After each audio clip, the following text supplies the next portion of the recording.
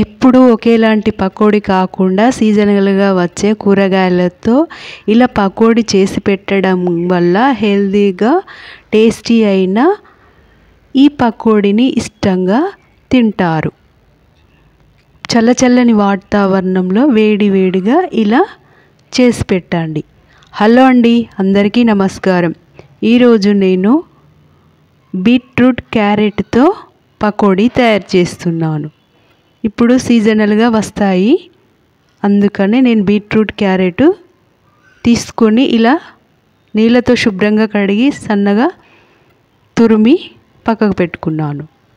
1 cup శనగపిండి, 1 spoon జీలకర్ర, 1 spoon కారం, 1/2 స్పూను ఉప్పు, 1/2 స్పూను అల్లం వెల్లుల్లి పేస్ట్, 1/2 స్పూను ధనియాల పౌడర్ మొత్తం కలిసేంత వరకు కలుపుకొని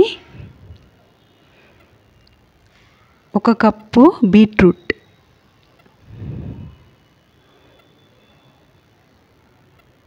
1/2 కప్పు క్యారెట్ ఇలా స్నాక్ లాగా తయారు చేసుకోవచ్చు, స్వీట్ లాగా కూడా తయారు చేసుకోవచ్చు.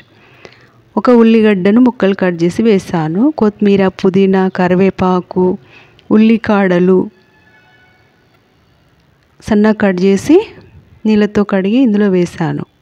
ఇవన్నీ దగ్గరికి వచ్చేంత వరకు మొత్తం కలిపి పక్కకు పెట్టుకోవాలి. స్టవ్ వెలిగించుకొని కడాయి పెట్టుకొని ఆయిల్ వేసి అందులో ఇలా చిన్న చిన్నగా వేసుకోవాలి.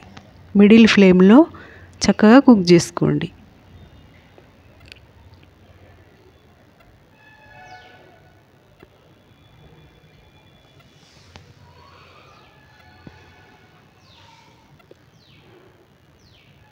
బీట్రూట్ జ్యూస్లా తాగడం వల్ల రక్తహీనత ఉన్న వారికి రక్తం బాగా వస్తుంది.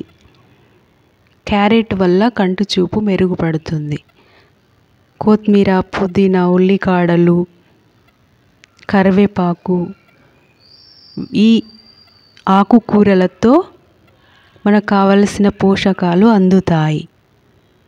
ఇలా హెల్తీగా పకోడీ చేసి పెట్టండి. రైస్తో తినవచ్చు, ఇలా ఈవినింగ్ స్నాక్ లాగా కూడా తినవచ్చు. పిల్లలకు చక్కగా లంచ్ బాక్స్లో కూడా పెట్టవచ్చు. చూడండి ఎంత బాగా వచ్చాయో. Healthy recipe. ఎప్పుడూ మనం ఇంట్లో తయారు చేసుకునే ప్రతిదీ